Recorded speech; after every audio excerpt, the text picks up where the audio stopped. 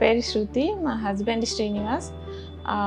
2019లో marriage అయింది. అప్పటి నుంచి కిడ్స్ కోసం ట్రై చేస్తున్నాము. మల్టిపుల్ హాస్పిటల్స్ వెళ్ళాము, ఎక్కడ రిజల్ట్ రాలేదు. తర్వాత హైదరాబాద్కి 2 times ఐవీఎఫ్ సైకిల్స్కి వెళ్ళాము, అయినా కానీ కన్ఫర్మ్ కాలేదు. లాస్ట్ 1.5 year నుంచి హెగ్డే హాస్పిటల్కి వస్తున్నాము. ఇక్కడ మాకు ఫస్ట్ సైకిల్లోనే కన్ఫర్మ్ అయింది. ఇక్కడ హెగ్డే హాస్పిటల్కి రావడానికి రీజన్ ఏంటంటే నా క్లాస్మేట్స్ మాకు రెఫర్ చేశారు. బేసికల్గా మేము ఐవీఎఫ్ ట్రీట్మెంట్ అని కాకుండా నార్మల్గా హాస్పిటల్ కూడా వెళ్ళాము. అక్కడ డాక్టర్స్ వాళ్ళు అంటే ఎందుకు కిడ్స్ కావట్లేదని వాళ్ళు ఐడెంటిఫై చేయలేకపోయారు. సో వాళ్ళు ఇంటర్నల్గా కొంచెం ఇన్ఫెక్షన్ ఉంది అన్న తర్వాత మేము వేరే అదర్ టెస్ట్కి సర్జరీ కూడా వెళ్ళాము. వెళ్ళిన తర్వాత ఆ ప్రాసెస్లో ఐవీఎఫ్ ట్రీట్మెంట్కి వెళ్ళాము 2 times. అక్కడ మా ఫ్రెండ్ ఒక వర్క్ చేస్తుంటారు. సో ఆ ప్రాసెస్లో అడిగాము ఇక్కడ ఎలా ఉంటుంది అని చెప్పేసి.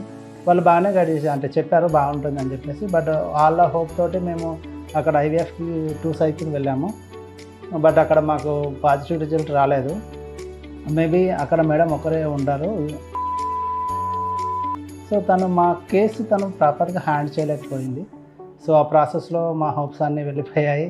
ఇంకా తర్వాత మా ఫ్రెండ్స్ని ఇలా అయిందిరా అని చెప్పేసి నేను ఫ్రెండ్స్ అందరికీ ఇలా చెప్తుంటే నా క్లాస్మేట్ చైల్డ్హుడ్ ఫ్రెండ్స్ వాళ్ళు చెప్పారు హెగ్డే హాస్పిటల్ వెళ్ళండి, ఎందుకంటే మేము కూడా వెళ్ళాము, అక్కడ మాకు పాజిటివ్ రిజల్ట్ వచ్చింది. అంటే 1% అంటే బట్ 50% ఉంటుంది. బట్ అలా అని చెప్పేసి ముగ్గురు వెళ్ళారనమాట. ముగ్గురు వచ్చారు, వాళ్ళకు పాజిటివ్ రిజల్ట్ వచ్చింది.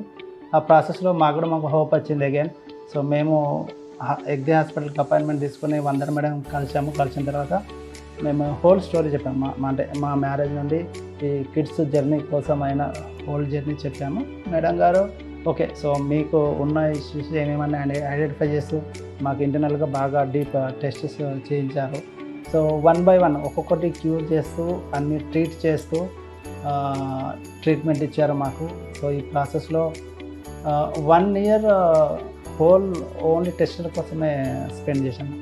ఎందుకంటే అంటే నాకు కంపారిజన్ చూస్తే హాస్పిటల్ ఇక్కడ ఏంటంటే సో అంటే ఒక్కొక్క కేసు ఒక్కొక్కలాగా ఉంటుంది. బట్ వాళ్ళు మా కేసుని వాళ్ళు ప్రాపర్గా హ్యాండిల్ చేయలేకపోయారు. అది నాకు డిఫరెన్స్ అనిపించింది.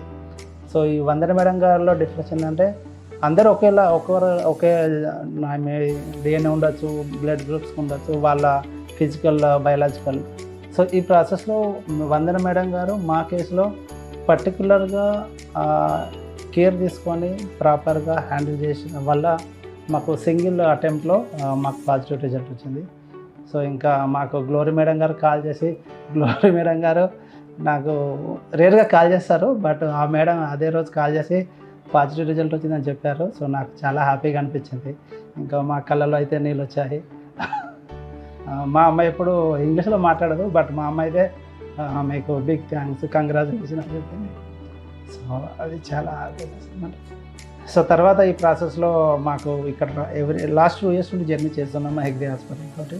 సో ఇక్కడ మాకు స్టాఫ్ కానీ చాలా మేడం గారు, వందన మేడం గారు ఈ టెస్ట్ చేయాలని చెప్పేసి మెన్షన్ చేస్తారు. అదేవిధంగా స్టాఫ్ వాళ్ళు మీరు రావాలి, ఈరోజు అపాయింట్మెంట్ ఉంది, ఈ టెస్ట్ ఉంది, మీరు చేయించుకోవాలని చెప్పేసి స్టాఫ్ వాళ్ళు కూడా మాకు చాలా ముందే కాల్ చేసి అపాయింట్మెంట్ బుక్ చేయడము, అన్నీ ఇన్ఫార్మ్ చేయడం, బాగా కోఆపరేటివ్గా బాగా హెల్ప్ చేశారు స్టాఫ్ వాళ్ళు కూడా.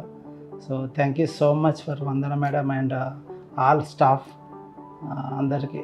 So whole organisation for Hegde hospital. So thank you so much for your help.